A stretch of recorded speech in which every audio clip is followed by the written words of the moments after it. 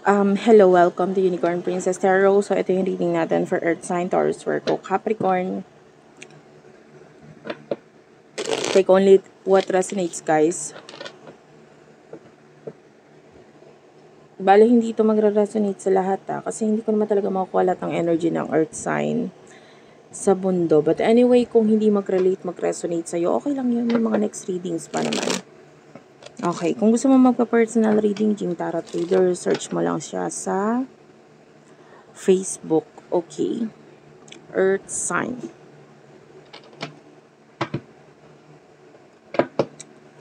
Please do comment down below, guys.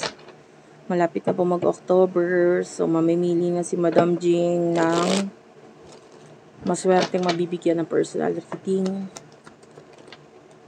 Okay, Earth Sign. Ang ganda ng energy. Unang-una pa lang, napakaganda ng energies. Wait lang, guys. Anyway, you do have here the World. You know, the energy of the world is being complete. You have everything right now na kailangan mo sa buhay mo. You want to be successful, high chance. Kung yung iba sa inyo, successful na eh. Pero high chance na mas maging successful ka pa. Ayan, i-claim mo na yan. Lalo na ito, napakagandang energy. Those cards right here is the 9 of Pentacles and the 9 of Cups. Ayan, kung makikita mo, there's a man here sitting. And then behind this man is the Cups. Okay? Ito, parang yung iba sa inyo, no? Ang hawak mo pa lang is this cup. Kung makikita mo, it's just 4 cups ang naka-display. And ito, nagpapakita ito as a future for you, no? Parang future mo ito. Pwedeng nasa isip mo, gusto mo maging successful. And then at the back of your head, or at the back of your mind, alam mo, in your future, magiging successful ka. Minamanifest mo na yon. Alam mo na yung gagawin mo para ma-achieve lahat ng yon. And desidido ka na igawin yung best mo para ma-achieve yon. Ngayon. So, marami ka ng success na nakuha, pero mas magiging successful ka pa. Ayan, you have this cup right here. Ayan, and ang nakita ko siya, it's puno. It's like, puno siya ng wine. Okay, the energy is mabigat, so it's puno ng wine. And nakikita natin that you are already full. Okay? And kung ano man yung success na na-achieve mo ngayon, napakaganda kasi nagtutuloy-tuloy nga ito for you. Yan na, 9 of Pentacles. Yan, favorite ko talaga yung cards na yan, the 9 of Cups and the 9 of Pentacles, because those are the cards na nagpapakita talaga ng success. With regards to with regards to love, lumabas din naman ang the Lovers, which is may mga taong naiinggit sa connection mo. So, I feel like you are in a connection na maganda, relationship na maganda, and may mga naiinggit, may mga nasiselos. I feel like someone, hindi ko lang masabi kung ikaw or yung person mo, but someone is really eyeing in your relationship, in your connection. Tas parang itong taong to is nakatingin doon sa person na yon, and then wanting to have that person. So, may pagseselos mula doon sa person na yon. Na parang gusto ko rin ng ganyan. Or actually not ganyan eh. Gusto ko yan. Gusto ko siya. Kaya lang nakuha mo na eh. Pero gusto ko yan. So, either ikaw ito na may nangangarap or may nagkakagusto sa'yo, or that could be your person na may nagkakagusto sa kanya. Hindi ko masabi. Pwedeng you're also dealing with an earth sign. So, that's why. Dalawa yung energy. The Queen of Pentacles is your Taurus, Virgo, Capricorn. So, nakakita tayo ng success talaga for you. Napakaganda. Mga unang cards pa lang na lumabas. Para naman dun sa mga single, I feel like you don't care about love right now. Pero a lot of people want you. Ayan, para doon sa mga single. Maraming taong may gusto sa'yo or gusto magkaroon ng relationship with you. Kaya lang wala kang pakialam sa love ngayon. So, yeah. Messages for Earth sign, please. Taurus, Virgo, Capricorn. Messages for Earth sign. The Wheel of Fortune. Yan. Whatever you're planning right now, hindi ko pa masyadong tinignan kasi na-shock ako agad doon sa energies na nakuha ko. The first card here is the Wheel of Fortune or the Wheel of the Year. Tapos yung bottom of the deck is the Two of Wands. These are like your plano. Ano? And big change ito na parang maybe may mga pagpaplano ka na gagawa ng malaking pagbabago sa'yo, sa sarili mo, or maybe sa career mo. Pwedeng pareho. Lahat ng bagay sa buhay mo ngayon ay nagbabago. Kasi pinipili mo yun. Nagkakaroon ka ng pagpaplano regarding doon. So, pwedeng regarding sa sarili mo, o gusto kong maging mas maayos na tao, then you will be focusing on your health. You will focus dito sa making you happy, and then tatanggalin yung mga stress na yan. So, ang tendency, pwedeng magbigay ng big change sa'yo yan, and then mas magiging balance yung sarili mo. And then, the Page of Wands is here, and the Queen of Cups, Cancer, Scorpio, Pisces, Aries, Leo, Sagittarius energy. So, these are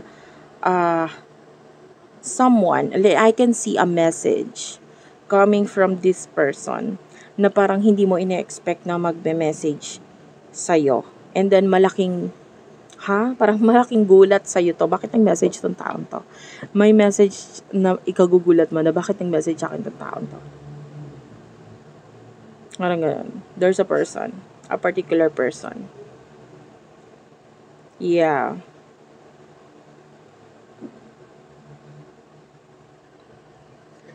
Tell me about the future. Ayan, the Judgment. High chance this is a soulmate energy with the Judgment. So, in the future, ano yung naghihintay sa iyo, Earth sign? Okay, you do have here the Emperor, the Ten of Cups. I told you, the Ace of Pentacles and the Ten of Pentacles. Okay. One more card, please. The Six of Pentacles. Seven of Swords is at the bottom of the deck. Gemini, Libra, Aquarius, Taurus, Virgo, Capricorn. Aries energy.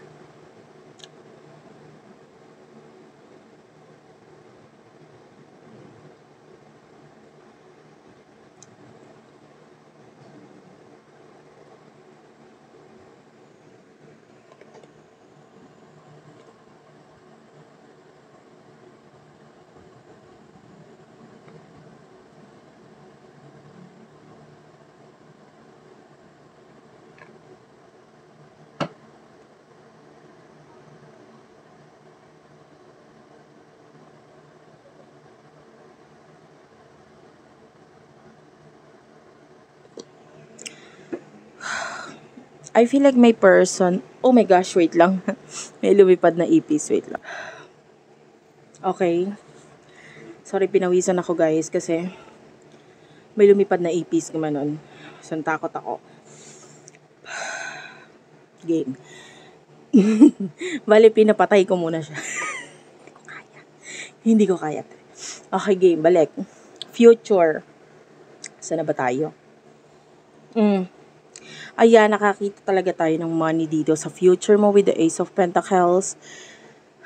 Wait lang. Hindi kinaya ng powers. Ayan, nakakita ko na natatrauma ako sa mga gumagalaw-galaw kasi parang feeling ko ipis. 'Di ba? Okay. Stress ako ng very light. Anyway, with the Ace of Pentacles and Ten of Pentacles, nakakita yan from 1 to 10. This is how successful you are in the future. To the point na with the Six of Pentacles, tutulong ka sa iba. Ano ba? May plastic kasing nililipad ng hangin. Trauma ako sa ipis. Anyway, with the Six of Pentacles, nakakita ko ng pagtulong mo sa iba with the use of the success na ma-achieve mo dito. So, napakaganda lalo na with the Emperor. You are this person who is like a leader. Yung iba sabihin, hindi ko kaya mag-lead I don't know, but you have this energy with the Emperor na maybe hindi ikaw yung mismong leader, pero you have the ability na etong person na may leader energy ay mapalapit sa'yo. So, either ikaw ito na leader or ikaw ito na close mo si leader or ikaw yung pinagkakatiwalaan ni leader. So, nakigets mo yon. So, maybe this is a friend na parang malaki yung maitulong mo sa success niya, and then at the same time magbabalik din naman ng success ito sa'yo. So maganda. Or ikaw mismo yung leader. So alam mo, medyo mix yung energy kasi yung iba sa inyo, because this is earth sign, so pwedeng random talaga, no? Pero all in all, there's success for you. Okay? Mag-ingat ka lang, no? Pinag-iingat ka lang. Kasi parang may person na will try na mag-take advantage sa'yo. Pero either ikaw ito na mag-i-stop sa kanila na parang hindi mo sila pahihintulutan na ma-take advantage ka. Or may mga tao sa paligid mo na sila mismo yung magpoprotekta sa'yo na, oy, lumayo ka na dyan. Nararamdaman ko hindi maganda intention sa'yo yan. Or yung mismong tao na yun yung kakausapin nila na parang, oy, lumayo-layo ka na kay ganito kasi feeling ko hindi magiging okay yung connection niya. So something ganun. May mga magpoprotekta sa'yo para hindi matuloy yung pagte-take advantage nitong taong to. With regards to love, the Queen of Swords, nakikita natin yung pagka-cut off mo, especially if you're dealing with the past. Ayan, yung past connection, nakikita natin yung pagka-cut off mo sa kanya in the future kasi you no longer care about the past. Mas care mo dito with the Six of Wands is the future. Kung wala ka man love life, if you're single, I feel like you will be happy or mas magiging masaya ka na lang sa love life ng iba. Okay? Parang yun sa mga single. And yeah, thank you for watching. I love you all and bye-bye.